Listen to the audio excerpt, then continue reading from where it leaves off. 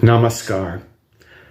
To begin a study of the Yoga Sutras, first we need to discuss what yoga is. Yoga is meditation. Yoga is not, in a Hindu sense, sitting with your foot behind your head. Hatha Yoga is a Hindu tradition. It's a very valid Hindu tradition, but it came much later in time and is more tied to the tantric schools than it is to anything earlier, and it is certainly not linked to the yoga school. Yoga means union. It means union with love. It means union with our consciousness. It means union with God. Scholars disagree about when the Yoga Sutra was written.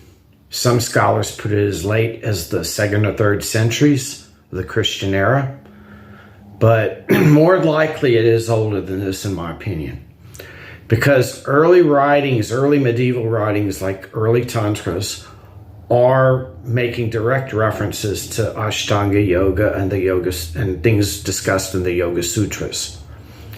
So my idea from studying it in relation to other texts of the time period or later time periods is that the Yoga Sutras were likely written around the time of Christ, probably between the 2nd century BC and the 1st century AD.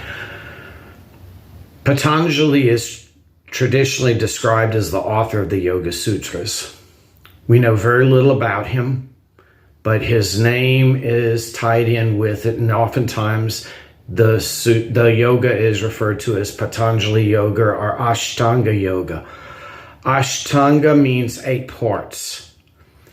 8-part yoga would be the meaning of that, or 8 steps to union. In some ways, these are separate steps. In some ways, they are not. But we'll get into that more as we discuss the text of the Yoga Sutras.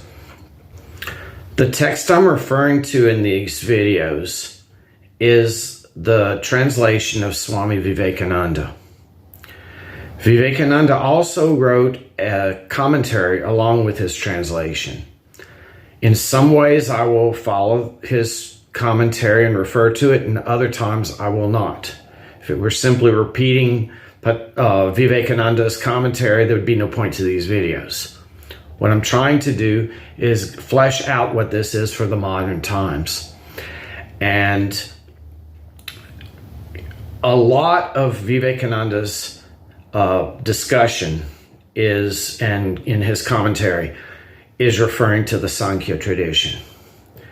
But I wish to point out that the Yoga Sutras, while they came out of the Sankhya tradition, which is older, they do not refer directly to most of the Sankhya tradition. They refer mostly to the Indriyas, to the workings of the mind, without the categories of Sankhya, and they refer to the gunas. The 3 gunas are characteristics, which are stability, action, and inertia. These 3 characteristics are said to comprise the universe as well as our own personalities, our own minds. So these are central ideas to yoga in the Yoga Sutras. Many categories called the tattvas are discussed in Sankhya, and they are not directly referred to anywhere in the Yoga Sutras.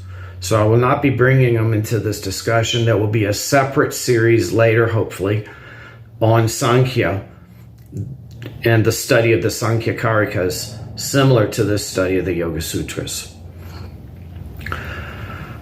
The dates on Sankhya and Yoga and Buddhism. These are disagreed, but I feel that these are probably the closest years of the tradition. Sankhya seems to have come out of the 8th century BC, so that would be in the 700s BC. The main teacher of Sankhya was Kapila. Sankhya is a philosophical system that gives a viewpoint, a worldview, and applies that to our own personalities. Yoga, by contrast, is less theoretical and more focusing on practice, particularly the practice of meditation. So the Yoga Sutras came a couple of centuries, the yoga tradition that the sutras are written about came probably a couple of centuries later at about the same time as the Buddha. So Sankhya would be around the 8th century BC in the 700s.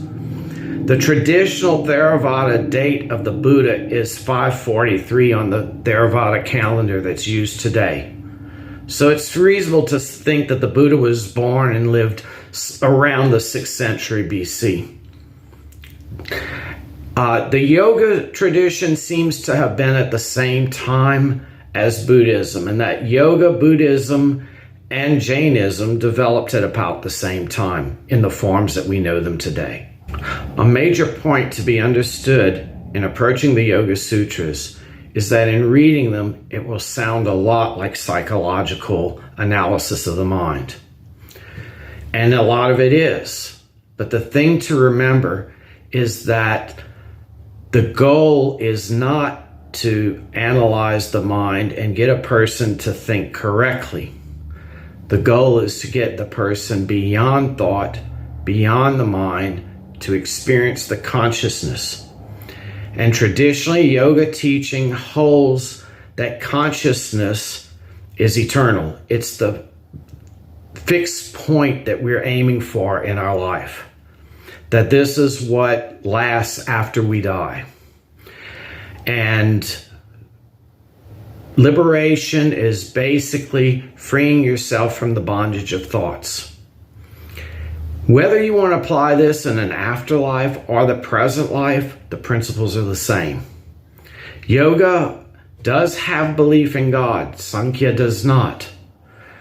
But the belief in God in yoga is not to detract the person who is an atheist or an agnostic from practicing this, because it is psychologically sound.